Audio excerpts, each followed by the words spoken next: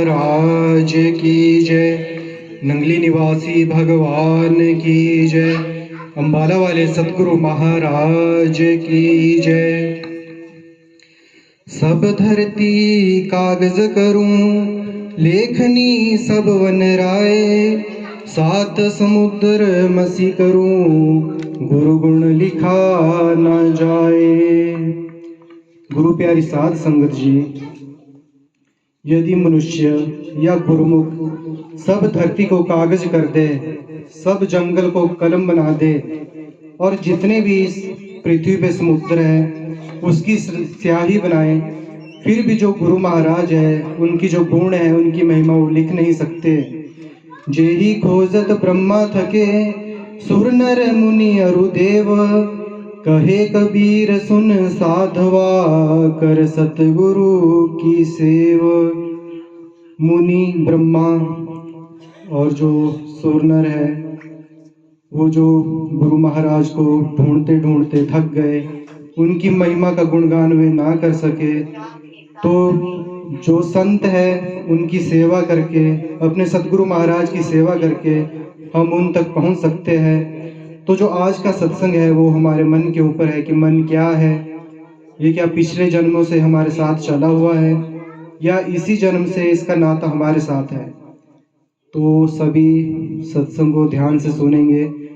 सत्संग सुनने से क्या होता है, जो हमारे करोड़ों पाप है, सत्संग में आने से क्या होता है, जितने भी हमारे पहले के करोड़ों पाप है वो कट जाते हैं। श्री गुरु महाराज जी के चरणों में हमारा ध्यान लगता है, जो हमारा जन्म है वो भी सुधर जाता है। संत मिलन को चालिए तज माया अभिमान, जित जित कदम धरे सौ सौ यज्ञ समान। अगर हम सत्संग को जाते हैं, सदगुरु की शरण में जाते हैं, संतों से मिलने जाते हैं, तो हमारे को हर एक कदम का 100 अश्वमेध यज्ञ के बराबर जो फल मिलता है। जो हमारे कई कई जन्मों के जो हमारे पुण्य एकत्रित होते हैं उसके बाद ही हमें जो ये मनुष्य जन्म मिला है।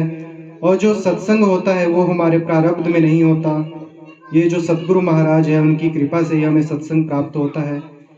तो आज का जो सत्संग है वो मन के ऊपर है। मन क्या है, जो हमने पहले जन्म लिया है, क्या ये उसके विचारों का संग्रहण है या भगवान ने इसे ऐसा ही बनाया है। तो संत इसके बारे में बताते हैं, ये जो मन है भगवान ने इसकी रचना की है।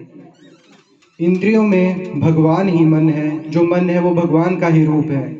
परंतु इस संसार में आके हम पाप भी कमाते हैं, हमारे कर्म भी खोटे होते हैं, तो जो मन है उसके ऊपर मैल चढ़ती जाती है, परतें चढ़ती जाती है। जिस प्रकार हम अपने मकान में रंग कराते हैं तो उसके ऊपर अलग अलग रंग जैसे हम चढ़ाते जाते हैं तो उसकी परतें बनती जाती है, वैसे ही हमारे मन के ऊपर पाप रूपी जो परतें चढ़ती जाती है। मन मलिन होता है तो हमारे को सतगुरु भगवान का साक्षात्कार नहीं होता, भगवान हमारे को दिखाई नहीं देते।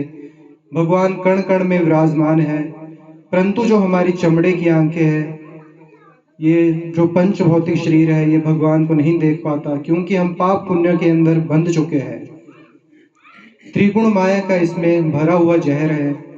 अगर मन को खुला छोड़ दिया जाए तो ये मन गंदगी की तरफ भागता है। ये कभी नहीं बोलता कि आज मैं भजन करता हूँ, भगवान का नाम जपता हूँ। अगर इसको थोड़ी सी छूट दे दे तो ये गंदगी की तरफ ही जाता है। कोई गंदी बात कर ले, किससे लड़ाई झगड़ा कर ले, कोई कुकर्म कर ले। तो हमें ज़्यादा ज़्यादा भगवान का सिमरन करना चाहिए, ताकि जो हमारा मन है गंदगी की तरफ ना भागे। अच्छी बात में यह नहीं जाता है, जबरदस्ती लगाने पर ही लगता है, वो भी थोड़ी देर के लिए। इसकी जो स्वभाव है, रचना ही ऐसी है। अगर इसको रोकेंगे, गुरु द्वारा दिए गए नाम का जप करेंगे, तो ये संसारी विषयों से हटकर भगवत प्राप्ति में लग जाएगा। एक बार अपने अंदर गुरु का शब्द प्रकाश देखकर ये आनंद में मग्न हो जाता है। जब हमारा मन कहता है इस शरीर को भोग ले, इस वस्तु को भोग ले, ये काम कर लूँ तो अच्छा रहेगा, ये सब कार्य करने के बाद भी मन को शांति नहीं मिलती। थोड़ी देर बाद नया संकल्प, नई खोज बनती है। मन के मते न चालिए, मन के मते अनेक, मन के मारे मर गए मुल्ला काजी शेख। इसका मतलब जो चीजें हम भोग रहे हैं, जो हमारी इच्छाएं हैं, उसमें संतुष्टि नहीं है। जिस चीज़ को हम भोग लेते हैं तो मन कहता है कि अभी थोड़ा और भोग लेते हैं। अगर धन कमाने की इच्छा मन में आ जाए तो सोचते हैं थोड़ा और धन कमा लेते हैं। फिर थोड़ी देर बाद मन सोचता है कि अभी अपने लिए धन कमा लिया, अब अपने बच्चों के लिए कमा लेते हैं। फिर थोड़ी देर बाद मन सोचता है कि अब बच्चों के लिए कमा लिया, अब पोतों के लिए कमा लेते हैं। फिर थोड़ी देर बाद मन सोचता है कि अब पोतों के लिए कमा लिया, अपनी आने वाली 7 पीढ़ियों के लिए भी कमा लेते हैं। तो मन कभी भी संतुष्ट नहीं होता। ये वो भोग नहीं है जिसे भोगने के बाद हमारा मन तृप्त हो जाए। सोचने में जैसा सुख मिलता है, भोगने में वैसा सुख कभी नहीं मिलता। जब भी हम किसी चीज के बारे में इच्छा करते हैं तो मन हमारे अंदर एक फिल्म चला देता है कि वैसे वैसे मैं इसका भोग करूंगा, ऐसी ऐसी इच्छाएं हैं, ये ऐसे पूरी होगी। परंतु जब वो इच्छा पूरी होनी होती है तो उसमें वैसा रस मन को नहीं आता, चाहे वो कोई भी दृश्य हो, क्रिया हो। मन इसी प्रकार की नई नई चाल चलकर आत्मा वो बुद्धि को मलिन कर देता है। और जो हमारे भगवान के मिलने की जो ये जन्म हमारे को मिला है, तो हम इस जन्म से भी हाथ खो बैठते हैं। शरीर की असली मालिक आत्मा है, परंतु जन्मों जन्मों के मैल, गलत आचरण, पाप, काम, क्रोध, लोभ, मोह, ईर्ष्या, अहंकार ने मन के कहे अनुसार चलने से आत्मा पर मैल रूपी परतें चढ़ गई है। हम मन को ही सर्वस्व समझ बैठे हैं। मन ने इंद्रियों, बुद्धि, आत्मा को अपना गुलाम बनाकर रख दिया है। सबसे बुद्धिमान वही है जो मन के पीछे चला तो गया है, परंतु 2-4 कदमों के बाद वह वापस लौट कर आ जाता है कि मन का रास्ता सही नहीं है, मन मुझे गलत दिशा में ले जा रहा है। कुछ लोग मन के पीछे पूरे जीवन चलते रहते हैं, भोगों को भोगते रहते हैं, इच्छाएं कभी खत्म नहीं होती, मन कभी संतुष्ट नहीं होता। शरीर वृद्ध हो जाता है, इंद्रियां काम नहीं करती, मन उसी प्रकार से काम करता रहता है, ये कभी बूढ़ा नहीं होता, मन हमेशा ही जवान रहता है। फिर भी इंसान समझ नहीं पाता कि ये सब कि अब शरीर वृद्ध हो गया है, भगवान का नाम जप ले, शरीर का समय आ गया है, आगे का रास्ता सुधारा जाए। अगर मन पर जवानी में काबू ना पाया गया और हम सोचे कि बुढ़ापे में नाम जपेंगे, तो ये संभव नहीं है, क्योंकि बुढ़ापे में हमारा शरीर व्याधियों, बीमारियों से घिर जाता है। शरीर नाम नहीं जप सकता, क्योंकि उस वक्त शरीर से नाम जपने के लिए बैठा नहीं जा सकता। जवानी की आते ही बुढ़ापे तक साथ चलती है। अगर जवानी में नाम न जपा और विषय विकारों में लगे रहे तो अंत समय हमारा मन उसी की तरफ ध्यान आकर्षित करेगा और हमारी अधोगति होनी निश्चित है। जो काम हम हर रोज करते हैं वही हमारी आदत बनती है और वही आदतें हमारा ध्यान बन जाती है। अगर मन इतना चालाक है, भजन में नहीं लगता है, तो इसे कैसे भजन नाम में जोड़ा जाए। तो संत कहते हैं कि जो हम जवानी में जितनी भी आदतें हम करते हैं, जो हमारी इच्छाएं हैं, बुढ़ापे तक वही इच्छाएं हमारी ध्यान बन जाती है, उसी के ऊपर हमारा ध्यान रहता है। अगर हम जवानी में सोचे कि हमें ज्यादा से ज्यादा धन कमाना है, तो जब हम वृद्ध हो जाते हैं फिर भी शरीर सोचता है कि और धन कमाया जाए, और जब हमारा अंत समय आता है तो हमारा मन उसी धन का ध्यान करने लग जाता है। तो जब हमारी मृत्यु होती है, हमारा ध्यान उसी धन में रहता है, तो अगले जन्म में जो सर्प योनि है उसके अंदर जन्म लेना पड़ता है। कहते हैं कि अगर हम अंत समय में अपने मकान को ध्यान करते हैं तो हम उसी घर में कुत्ता या बैल बनकर वापस हमारा जन्म हो जाता है। तो इसलिए हमें अपनी जवानी में जितना हो सके उतना भजन सिमरन करना चाहिए, ताकि हमारा अंत समय में इन सारी चीजों के अंदर ध्यान न जाए, भगवान के अंदर ही ध्यान जाए, हमारा मोक्ष हो जाए। अब संतों से जो भक्त है वो पूछते हैं कि मन को विषयों से कैसे हटाया जाए, इसको संतुष्ट कैसे किया जाए और भगवान के नाम में कैसे जोड़ा जाए, निरंतर नाम कैसे जपा जाए। मन से लड़ने की जो युक्तियां हैं, जिसमें साधु अपने मन को भगवान में लगाकर शांत करते हैं। जब आप इन 4 सूत्रों का प्रयोग करके मन को भगवान में लगाएंगे तो यही मन आपको जो रुलाता है एक दिन आपको आनंद प्रदान करेगा। अगर संत सदगुरु से नाम लेकर भी आपका मन अस्थिर है तो इसका कारण यही है कि आप भजन नाम जपने में कम समय देते हैं, बुरे कर्म करते हैं, गुरु द्वारा दिए गए मंत्र को जो नाम देते हैं उसमें विश्वास नहीं करते, उसमें रुचि नहीं रखते, या आप उस समय जब आपने भजन सिमरन करना है अमृत वेले में उठकर, तो आप उस समय उठते नहीं हैं। जो आलस्य है उसके कारण भी जो हमारा मन भगवान में नहीं लगता है, या हम नाम में पूरा समय नहीं दे पाते। सदगुरु के चरण शरण ही इस जीवन को निश्चित एवं निर्भय बना देता है। सदगुरु के चरणों को छोड़कर कहीं पे भी इस मन को शांति नहीं मिलती। पहला जहाँ जहाँ मन जाए, जिस वस्तु में मन जाए, जिस स्थान पर मन जाए, जिस इच्छा में मन जाए, तत्काल अपने सदगुरु महाराज जी की भावना कीजिए कि हे सदगुरु महाराज, क्योंकि यह व्यक्ति पहले भी नहीं था, बाद में भी नहीं होगा। बीच में जो व्यक्ति दिखाई दे रहा है यह वह व्यक्ति नहीं, इसमें भी मेरे सदगुरु भगवान ही है। स्त्री पुरुष जीव सब में मेरे सदगुरु भगवान ही है। अब कुछ लोग कहते हैं कि ये जो जन्म मिला है ये तो मनोरंजन के लिए मिला हुआ है, इस संसार के जो विषय भोग है उसको भोगने के लिए मिला हुआ है। तो संत हमें याद दिलाते हैं कि जो ये जन्म हमें मिला है, ये मिला है भगवान का नाम जपने के लिए। जो 84 का चक्कर है, 84 लाख का चक्कर है, उससे छूटने के लिए, मोक्ष के लिए ये जीवन मिला हुआ है। अब कई लोग कहते हैं कि कोई बात नहीं, इस जीवन में आनंद करते हैं, अगला जन्म होना होगा तो हो जाएगा, 84 लाख योनियों में कहीं ना कहीं फिर से जन्म ले लेंगे। पर आपको एक बात संत भी बताते हैं कि 84 लाख योनियां बहुत समय इसमें लग जाता है एक योनि को पूरा करने के लिए। पूरा जो बोलते हैं कि जब पूरी सृष्टि का विनाश होता है तो जो पहाड़ होते हैं बड़े बड़े, तो जब पृथ्वी की शुरुआत हुई तब से लेकर पहाड़ जब तक पृथ्वी का अंत होता है तब तक एक योनि पहाड़ की पूरी होती है। तो गुरुमुखो, अब आप खुद ही समझ लो कि आपने मोक्ष प्राप्त करना है या सृष्टि के अंत तक एक ही योनि में पड़े रहना है। संत यही चेताते हैं कि जो ये 84 लाख का जो चक्कर है बहुत बड़ा है, पता नहीं कितने सैकड़ों वर्ष लग जाते हैं इसे पूरा करने में। तो जो जीवन मिला है इसमें भगवान का नाम जप लिया जाए, चाहे थोड़ा ही नाम जप ले तो हमारा उद्धार निश्चित है। अगर हम थोड़ा भी नाम जपे तो सतगुरु महाराज जी की जो डायरी है उसमें जो हमारा समय है वो लिख दिया जाता है। तो अगर हमारे कर्म कोई खोटे भी हो जाते हैं तो गुरु महाराज कृपा करते हैं, वापिस से हमारे को मनुष्य देह देते हैं, वापिस से अपनी चरण शरण में जोड़ते हैं और अपना जो नाम है वो देते हैं, ताकि हमारी जो पुरानी भक्ति छूट गई थी वो फिर से पूरी हो सके। तो जो दूसरा सूत्र बताया संतों ने कि इस मन को कैसे जोड़ा जाए, तो कहते कि जहाँ जहाँ मन जाए वहाँ मिथ्या झूठ का भाव करके सोचे, ये सब मोह माया है। क्योंकि ये संसार झूठ है, यहाँ माया का पर्दा पड़ा हुआ है। मन का वेग वायु से भी तेज है। अभी जितने लोग यहाँ बैठे हैं, अगर किसी के मन में ख्याल आए कि पता नहीं घर में कोई आया होगा तो मन एकदम घर की तरफ दौड़ जाता है। अगर दूसरे देश में गए हो तो मन 1 सेकंड से भी कम समय में वहां पहुंच जाता है।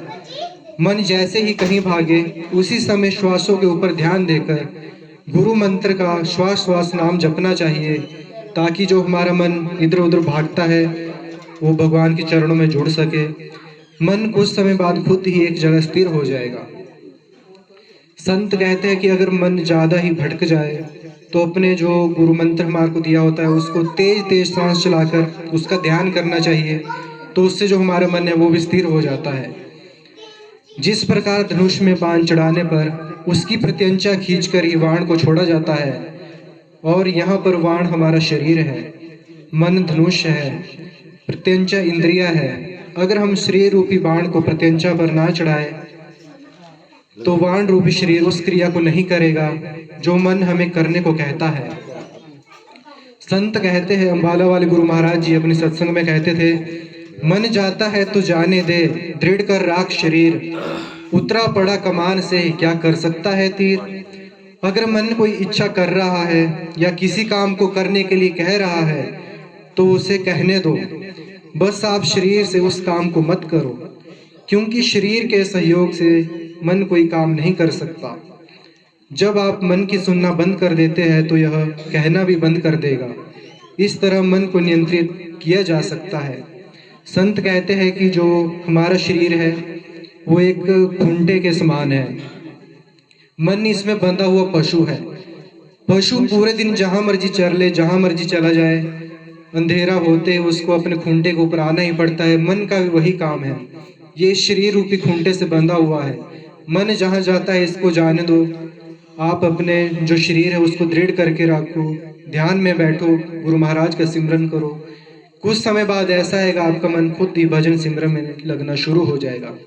जो संतों ने मन को नियंत्रित करने के लिए तीसरा सूत्र बताया है, मन को नियंत्रित करने के लिए गुरुवाणी, सत्संग, संतों की वाणी से मन नियंत्रित होता है। अब कुछ लोग बोलते हैं कि सत्संग में जाने से मन नियंत्रित कैसे होगा? तो सत्संग में हमारे को जो सत्वचन है, जो गुरु की वाणी है, वो बार बार इस मन के ऊपर प्रहार करते हैं कि इसको कैसे पकड़ा जाए, कैसे इसको नियंत्रण में लाया जाए। तो जब हम सत्संग में जाते हैं, सत्संग में 2 घंटे बैठते हैं, 2.5 घंटे बैठते हैं, मान लो किसी की घर पे भजन सिमरन करने की बैठक 10 मिनट है, जब वो 2 घंटे सत्संग में बैठता है तो उसके बाद जो उसकी जो बैठक है उसमें सुधार होता है। अगर वो 10 मिनट बैठता है तो उसकी जो बैठक वो आधे घंटे भी होती है, कईयों की 1-1 घंटा भी हो जाती है। क्योंकि जो हमारा मन है वो सत्संग में आकर बंध जाता है, कोई क्रिया नहीं कर सकता और सतगुरु के चरण शरण में जुड़ता है, सत्संग सुनता है और समझता है कि ये संसार मिथ्या है, क्योंकि ये आत्मा सच्चिदानंद भगवान का सच्चिदानंद अंश है। इंद्रियों, मन के दोषों को नाम सिमरन से नष्ट किया जा सकता है। मन को नियंत्रित करने का चौथा सूत्र है सतगुरु भगवान के स्वरूप का ध्यान, सतगुरु के दिए गए गुरु मंत्र का सुमिरन तथा 2.5 घंटे नाम जपना है। अब नाम कैसे जपे? कुछ गुरुमुख क्या करते हैं, उठते हैं और सीधा ही नाम जपना शुरू करते हैं। सबसे पहले उठ के हमें जो गुरु महाराज जी का स्वरूप है, जैसे हमारे नंगली वाले महाराज जी का स्वरूप है, इनकी आंखों के अंदर हमें देखना है, इनके मस्तक को देखना है। परंतु जो संत बताते हैं कि अगर हम इनकी आंखों के अंदर देखें तो जो सकारात्मक किरणें हैं, जो शक्ति है, वो हम गुरु महाराज की आंखों से जब हम उनका ध्यान करते हैं, स्वरूप का दर्शन करते हैं, उस पर ध्यान करते हैं, तो वहां से जो किरणें फूटती है वो हमारे अंदर जाती है। उससे जो हमारा भजन सिमरन उसका बल हमें प्राप्त होता है। तो हमें 5-7 मिनट तक गुरु महाराज जी के स्वरूप को निहारना चाहिए, गुरु महाराज की आंखों में देखना चाहिए, ताकि हमारा भजन सिमरन अच्छे से बने। और गुरु महाराज जी को हमें प्रार्थना करनी चाहिए कि हे भगवान, हम तो कच्चे कमजोर हैं, भजन के कच्चे हैं, आप ही हमारे ऊपर कृपा कीजिए, हमारा ध्यान बने, हमारे को भजन का रस जो मिले और जो हमारी अनह धुन है हम उसको सुने, अंदर हमारे प्रकाश हो। तो जो भजन करने का नियम है, अपनी जो रीढ़ की हड्डी है उसको हमें सीधा रख के बैठना है, अपना जो आंख, कान और जो मुंह है उसको ढक के रखना है किसी चादर या किसी कपड़े से। कहते भी आंख, कान, नाक ढांक के नाम निरंजन ले, तेरे अंतर के पट तब खुलेंगे जब तू बाहर के पट दे। अब जो हमारे शरीर के 9 द्वार है उनको हमें पहले बंद करना होगा, आंखें होगी, कान हो गया, मुंह हो गया, और अपने शरीर को ढक के ही हमेशा भजन करना चाहिए। तो ये भी नियम है। तो हमें ज्यादा से ज्यादा समय भगवान के जो भजन है उसमें देना चाहिए। जब हम कोई भी काम कर रहे हैं तो हमें श्वास श्वास सुमिरन करना चाहिए। सुबह अमृत वेले में उठकर सतगुरु भगवान के स्वरूप का ध्यान करके श्वास श्वास सुमिरन करना चाहिए, नाम जपना चाहिए। अगर हमें अंतर में कोई भी घटना दिखे, कोई चमत्कार दिखे, तो हमें किसी और को नहीं बताना चाहिए, चाहे वो आपके घर में कोई आपका सगा ही हो, कोई भाई हो, बहन हो, पति पत्नी हो, किसी को अपने जो अंतर के आपके जो चमत्कार हो रहे हैं, कोई घटना घट रही है, किसी को नहीं बताना चाहिए। क्योंकि अगर हम अपने खजाने के बारे में किसी को बता देते हैं तो वो खजाना घटना शुरू हो जाता है, गुरु महाराज की जो कृपा है वो रुकनी शुरू हो जाती है। इसलिए जो अपने भजन में आपको जो भी प्रकाश दिखे या कोई भी चीज आपको दिखे उसको गुप्त रखना चाहिए। और अगर हम भजन सिमरन करते हैं तो हमारा मन गुरु भक्ति की ओर लग जाता है, अग्रसर हो जाता है। सत्संग में जाकर सत्संग के वचनों पर ध्यान देना चाहिए, ना अपने जो हमारे काम है उसके ऊपर हमें सत्संग में आप आकर ज्यादा ध्यान नहीं देना चाहिए। और जो सत्संग में वचन होते हैं उसके ऊपर भी ध्यान देना चाहिए, ना जाने कौन सा वचन हमारे जीवन की रूपरेखा ही बदल दे। गुरु को सदैव अपने अंग संग समझना चाहिए, क्योंकि वे हर एक पल, हर एक घड़ी अपनी रूहों की संभाल करते हैं। भले ही सतगुरु महाराज इस वक्त अपने शरीर रूप में हमारे सामने नहीं है, परंतु सूक्ष्म रूप से वे हर वक्त हमारे साथ है, हम ही जो नीच है, जो हम भजन नहीं करते, हमारी चमड़े की आंखें हैं जो उनको देख नहीं पाती। भगवान तो इस सृष्टि के कण कण में विराजमान है। कभी किसी भी गुरुमुख को कोई भी समस्या आती है या किसी समस्या में कोई गुरुमुख फंस जाता है तो गुरु महाराज किसी ना किसी रूप में आकर अपने गुरुमुख की सहायता करते हैं, या किसी अन्य गुरुमुख हो गए या संत हो गए, उनकी जुबान के माध्यम से सत्संग के अंदर ही जो हमारे मन की शंका होती है उसका समाधान भी करते हैं। संतों के माध्यम से ही या गुरुमुख के माध्यम से ही या हमारे घट के अंदर आके संकेत देकर या हमें समझाकर भी हमारा सदगुरु मार्गदर्शन करते हैं। गुरु पारस को अंतर वो जानत है सब संत, वह लोहा कंचन करे ये करी लय महंत। गुरु में और पारस पत्थर में अंतर है, यह सब संत जानते हैं। पारस तो लोहे को सोना ही बनाता है, परंतु गुरु अपने शिष्य को अपने समान महान बना देता है। गुरु को सिर पर राखिए चलिए आज्ञा माही, कहे कबीर तिस दास को तीन लोक डर नाही। गुरु को अपना सिर मुकुट मानकर उनको वचनों को याद करके उनकी आज्ञा में चलना चाहिए। कबीर साहिब कहते हैं, जो शिष्य अपने गुरु के वचनों को संभालते हैं, उनकी आज्ञा में चलते हैं, उन सेवकों को तीनों लोकों में किसी का भय नहीं होता। यह सतगुरु उपदेश है जो माने प्रतीत, कर्म भ्रम सब त्यागी के चले सो भव जल जी। यही सतगुरु का यथार्थ उपदेश है। यदि मन विश्वास करे, सतगुरु उपदेशानुसार चलने वाला कर्म भ्रम त्याग करे, संसार सागर से वे तर जाता है। ये ना कहो मैली चादर ओढ़ के कैसे द्वार तुम्हारे आऊं। अरे भाई गुरुमुखो ये कहो, मैली चादर ओढ़ के ही मैं तुम्हारे द्वार पर आऊंगा। आपकी कृपा भरी दृष्टि से ही जो मेरी मैली चादर है, जन्मों जन्मों का जो मैल है वो धुलेगा। हम जैसे भी है, बुरे हैं अच्छे हैं, आपके ही है। अधम से अधम, निकृष्ट से निकृष्ट, फिर भी हम आपकी ही है। हमें सतगुरु महाराज जी स्वीकार करो। सतगुरु महाराज की कृपा बहुत भारी होती है। पहले कहा भी था, अगर पूरे समुद्रों की स्याही बनाए फिर भी गुरु के गुण को लिखा नहीं जाता। आपको एक छोटी सी कथा सुनाते हैं कि किस प्रकार गुरु की आज्ञा में चलने से जो भक्त है, जो गुरुमुख है, वो किस प्रकार सिद्ध की पदवी को प्राप्त करते हैं और पूरे संसार में उनके नाम का डंका कैसे बजता है। तो बड़े ध्यान से ही इस कथा को सुनेंगे, क्योंकि ये कथा जीवन को बदलने वाली कथा है। किस प्रकार गुरु की आज्ञा में रहकर जो भक्त चतुरदास जी थे, सिद्ध की पदवी को प्राप्त हुए, इस कथा के माध्यम से आपको बताते हैं। और बाद में इनका नाम खोजी जी कैसे पड़ा, तो बड़े ध्यान से इस कथा को सुनेंगे। एक बार चतुरदास नाम के एक महापुरुष अपने गुरुदेव की सेवा में रहते थे। वे लोग बड़े भाग्यशाली होते हैं जिन्हें गुरु की सेवा प्राप्त होती है, वे बड़े ही भाग्यशाली होते हैं। चतुरदास जी अपने गुरुदेव जी की सेवा में रहते थे। ये उनके बड़े अहोभाग्य थे जिन्हें गुरुदेव की आज्ञा पालन करने का सौभाग्य प्राप्त हुआ। उनके पुण्य की क्या महिमा, जिनको गुरुदेव आदेश करते हैं कि आप ऐसा कार्य कीजिए, ये उन शिष्य का अहोभाग्य है। उनके बड़े अच्छे कर्म है जिन्हें गुरुदेव की आज्ञा मिलती हो। चतुरदास जी का नाम खोजी जी पड़ा। ये गुरुदेव जी की सेवा में थे। जब गुरुदेव लघु शंका कर रहे थे तो ये पानी के लिए खड़े हुए थे, पानी की सेवा के लिए खड़े हुए थे कि कब गुरु जी हाथ धोने की सेवा के लिए कह दे। गुरुदेव जी की लघु शंका के लिए जैसे वे नजदीक बैठे तो वहां पे एक बड़ा भारी पीपल का वृक्ष था। तो वायु के द्वारा उसके फल और पत्ते सब नीचे पड़े हुए थे। गुरुजी ने लघु शंका की और बाद में हंसने लगे, और हंसते हंसते उन्होंने हाथ धोए और जो कुरला वगैरह किया तो इतनी जोर की मस्त मुस्कुराहट और हंसी थी कि चतुरदास जी, जिन्हें बाद में खोजी जी कहा गया, तो आचमन करा रहे थे। तो कहा, गुरुदेव जी कोई मधुर प्रसंग याद आ गया, प्रभु की याद आ गई, या कोई घटना घटी? आप बहुत मुस्कुरा रहे हो, बहुत हंस रहे हो। यहाँ पर तो ऐसा कोई प्रसंग हुआ नहीं, कोई घटना घटी नहीं है। तो गुरुजी ने कहा, तू कैसा शिष्य है रे मूर्ख, मेरी सेवा में रहता है और मेरी हंसी का कारण भी नहीं जान पाया। मैं क्यों हंसा?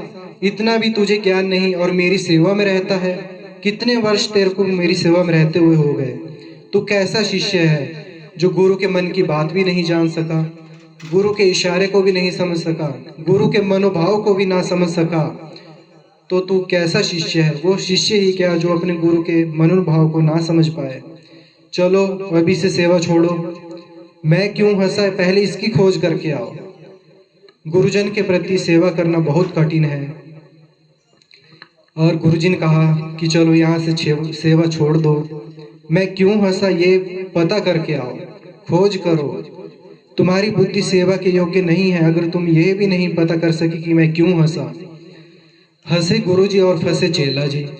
अब आप समझो कितना कठिन है गुरु सेवा करना, बहुत कठिन है। जो जीत गया वही सच्चा गुरु सेवक है। तुम्हारी बुद्धि विवेक रहित है। जब तक तुम मेरे हंसने का कारण ज्ञात करके ना हो तब तक तुम्हें हमारे पास कभी नहीं आना चाहिए। चलो अब जाओ यहाँ से। यहाँ आश्रम में हमारे मन की बात जान जाओगे तो ही आना। मैं क्यों हंसा उसका कारण सही बताओगे जो मैं मन में सोच रहा था तो मैं तुम्हें सेवा में रख लूंगा। तो ये सब कह के जो चतुर्दास जी थे, गुरुजी ने उनको आश्रम से निकाल दिया। कहा कि पहले पता करके आओ कि मैं हंसा क्यों। इतने साल तुम सेवा में थे और तुम्हें आज तक यही पता नहीं चला कि मेरे मन में क्या चल रहा है। तुम्हारी बुद्धि तो बहुत नीच है। तो गुरुजी कहते हैं कि तब मैं मानूंगा कि तुम मेरे सच्चे शिष्य हो और सेवक हो।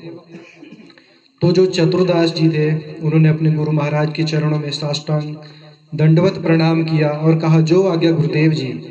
अब वे वहां से चल दिए और गए कहाँ, जहाँ पे संत महात्मा मिलते हो। क्योंकि जो संत होते हैं वे जितने भी मन के अंदर वहम होते हैं, कोई शंका होती है, इनके पास उत्तर होते हैं। तो जो खोजी जी थे चतुर्दास जी, इनको जहाँ पे भी संत महात्मा मिलते तो उनको दंडवत प्रणाम करते, विनम्रता पूर्वक पूछते कि महाराज जी हमारे गुरुजी लघु शंका कर रहे थे और उस समय वे हंस दिए, अब इसका क्या कारण था। अब संत भी कई प्रकार के होते हैं, कई साधु भी होते हैं।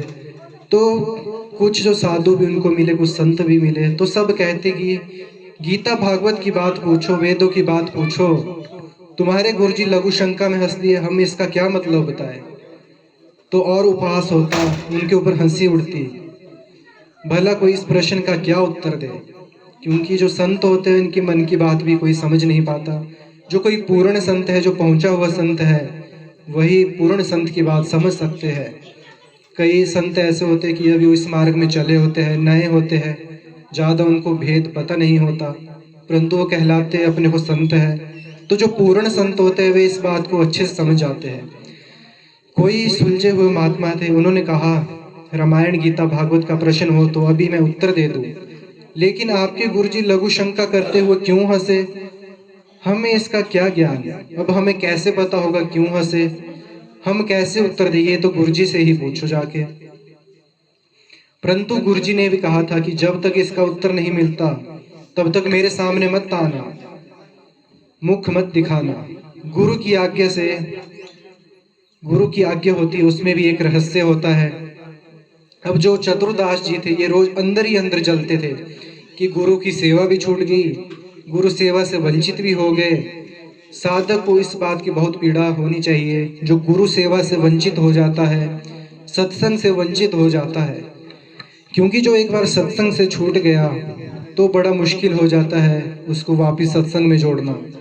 कुछ लोग जो सत्संग से छूट जाते हैं तो काल पूरा उनके ऊपर वश चलाता है कि ये सत्संग में ना जाए, गुरु महाराज की शरण में ना जाए। तो इसलिए जब भी समय मिले, थोड़ा ही समय मिले, तो सत्संग में जाना चाहिए, ताकि जो काल रूपी फंदा हमारे ऊपर हर दिन पड़ता जा रहा है उसकी काट गुरु महाराज जी के पास है। तो उसके बाद में जो चतुर्दास जी थे वे सोचते थे कि ऐसा कौन सा दुर्भाग्य आ गया है, अपराध बन गया था जो मुझसे गुरु की सेवा छूट गई। संतों से जाकर पूछते पर कोई समाधान ना मिलता। अब इन्होंने विचार किया कि गुरुजी के सामने जाना है नहीं, सेवा है नहीं, तो अब इस शरीर को रखकर मैं क्या करूंगा। शरीर को नष्ट ही कर देता हूँ, शरीर को त्याग देता हूँ। तो इन्होंने सोचा कि अब शरीर को त्याग देते हैं। कि गुरु जी ने सेवा से निकाल दिया है, उत्तर मिल नहीं रहा है, और जो साधु है उनके पास भी उत्तर नहीं, और जो संत है उनके पास भी उत्तर नहीं मिल रहा है। तो गुरु की सेवा जब छूट गई तो इस शरीर का क्या काम? ये शरीर तो गुरु सेवा के लिए ही था। अब जो चतुरदास जी थे वे घने जंगल में चले गए, निर्जन वन में चले गए और सोचने लगे कि अब नाम जप करते करते ही भूख प्यास से पीड़ित होकर यहीं शरीर छोड़ दूंगा। अब जो चतुरदास जी थे गुरु आज्ञा पे थे, तो जिज्ञासा भी इनकी प्रबल थी, अंदर से जल भी रहे थे कि गुरु की सेवा छूट गई है, सत्संग छूट गई है, गुरु का साक्षात्कार नहीं हो रहा है। और इतनी प्रबल इच्छा थी कि मन ही मन में सोचते कि सेवा छूट गई, अंदर ही अंदर जलते। अभी कुछ ही दिन हुए थे, ना अन्न ना जल, रात दिन नाम जप में लगे रहे और शरीर छोड़ने का इन्होंने संकल्प ले लिया। तो जब इनको कई दिन हो गए शरीर के अंदर, जब अन्न जल का त्याग कर दिया, निरंतर नाम जपने लगे, तो वहां पे महामहिम कबीर दास जी प्रकट हुए। कहा, ये भाई आंखें खोलो। आंखें खोला तो देखा कबीर दास जी सामने खड़े हुए हैं। साष्टांग दंडवत प्रणाम किया और कबीर जी ने कहा कि क्या प्रश्न है, क्यों इतने कष्ट सह रहे हो? इसका मतलब समझ रहे हो? जब कोई सच्ची भावना से भगवान का भजन करता है तो भगवान अपने दिव्य पार्षदों को भेज देते हैं और फिर समस्या का समाधान भी हो जाता है। तो कबीर दास जी कहते हैं कि जो तुम्हारे प्रश्न है उसका जो उत्तर है, जो तुम्हारा संशय है उसको मैं मिटा देता हूँ। सुनो, जब तुम्हारे गुरु जी लघु शंका कर रहे थे तो उनकी लघु शंका की धार में पीपल का बीज बह रहा था। बीज को बहते हुए लघु शंका में देखकर गुरुजी विचार करने लगे कि ओहो, देखो इस बीज में पीपल का पूरा वृक्ष छुपा हुआ है। लेकिन जब ये बीज पीपल में था तो कितना वंदनीय था, कितना सुव्यवस्थित था, और जब पीपल से अलग हुआ तो लघु शंका में बह गया। इसका मतलब पीपल का वृक्ष साक्षात ब्रह्म है और उसका अंश जीव है। जीव जब अविद्या के कारण ब्रह्म से अलग हो जाता है तो मल मूत्र के द्वारों में बह जाता है, विषयों में बह जाता है। अगर वह ब्रह्म से जुड़ा रहे तो वह पूजनीय ब्रह्म हो जाता है। जीवात्मा जब तक प्रभु से अलग हो जाता है, जैसे पीपल का बीज पेड़ से अलग हुआ तो लघु शंका के प्रभाव में जो प्रवाह है उसमें बह गया, नहीं तो इतना महान वृक्ष उस बीज में छुपा हुआ है। जीवात्मा सच्चे प्रभु से अलग होकर संसार में काम रूपी मल मूत्रों के द्वारों में बह जाती है और अपने अस्तित्व को भूल जाती है। जितने भी हम गुरुमुख हैं, हम भी जो हमारे सचखंड में जो हमारे सदगुरु महाराज हैं उनसे हम बिछड़े हुए हैं, तो संतों ने हमारे ऊपर कृपा की है, इस इलाके में कृपा की है। ना जाने किस जो पुरानी रूहें हैं, जो नई रूहें हैं, उनके जो आत्मिक आवाज़ है वो सदगुरु महाराज की चरणों तक पहुंची। तो उन्होंने जो अपने संत हैं, महात्मा जी जो हमारे गुरु महाराज जी है मत्स्यवाला आश्रम से, तो गुरु महाराज जी ने, नंगली निवासी भगवान जी ने उनको यहाँ पे भेजा। और जो रूहों के अंदर अपने गुरु महाराज जी से अपने घर जाने की जो उनके अंदर तड़प थी, तो उन्होंने संतों को भेजा कि जाओ वहाँ पे मेरी रूह है, उनका भी कल्याण करो, उनका घर का रास्ता दिखाओ। तो यही चतुरदास जी के साथ भी वह कबीर साहब जी प्रकट हुए। तो बाद में उन्होंने उनके जो उत्तर है वो दे दिया। तो कबीर साहब जी कहते हैं कि जो जीवात्मा है वो भी इसी प्रकार इस संसार में मोह माया में फंसी है, विषयों में पड़ी हुई है। पंच रूपी जो शैतान जिनको बोलते हैं काम, क्रोध, लोभ, मोह, अहंकार, इसमें पड़ी हुई है। तो इसमें हम जो हमारा अपना घर है, असली घर है, उसको भूल चुके हैं।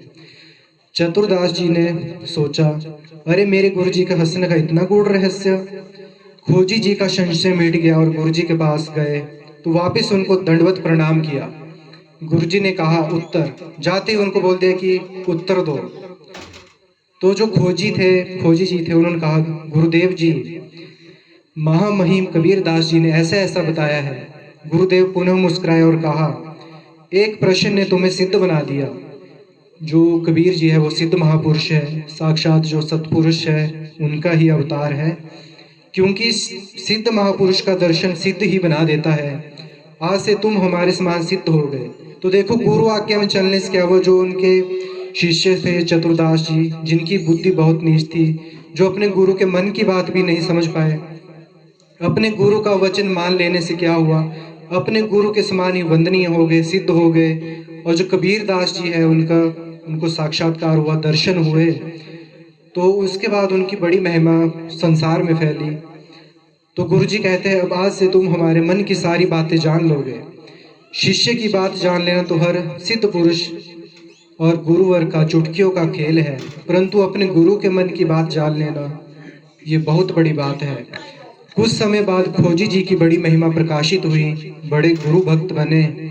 आज तक किसी को भी कोई विशेष कृपा प्राप्त हुई है तो गुरुदेव के बल से ही प्राप्त हुई है। खोजी जी के गुरुदेव का जब अंतिम समय आया, भगवत चिंतन में वे रहते थे हर समय, तो उन्होंने कहा जब मेरा मोक्ष हो जाएगा, तो वहां पे एक उन्होंने घंटा बांध दिया। तो उन्होंने अपने शिष्यों से कहा कि जब मेरा मोक्ष होएगा, जब शरीर छूटेगा, तो ये घंटा बज जाएगा। जब मेरा भगवत मिलन होगा तो ये घंटा उस वक्त बज जाएगा, घंटा स्वयं बजने लगेगा। परंतु आश्चर्य तब हुआ जब गुरु जी का शरीर तो छूट गया, परंतु घंटा नहीं बजा। अब जितने भी शिष्य थे वे सभी परेशान हो गए, सब चिंता में चले गए कि क्या गुरु जी की गति नहीं हुई है, गुरु जी को मोक्ष नहीं मिला है। गुरु जी ने कहा था भगवत प्राप्ति होते ही घंटा बज जाएगा, परंतु घंटा तो बजा ही नहीं। गुरु जी के वचन परम सत्य, मतलब गुरु जी को भगवत प्राप्ति नहीं हुई है। अब जो शिष्य है उनको पता है कि गुरु जी तो बहुत पहुंचे हुए हैं, भगवत स्वरूप है, तो उन्होंने कहा कि गुरु जी के वचन मिथ्या नहीं हो सकते, मतलब उनको भगवत प्राप्ति हुई ही नहीं है। तो भ्रमण में जो खोजी जी थे वो गए हुए थे। कुछ समय बाद खोजी जी वापस उस आश्रम में आए, तो समाज और शिष्य के मनों में बड़ी उदासीनता थी, उदास थे, और कहा कि गुरु जी की गति हुई ही नहीं।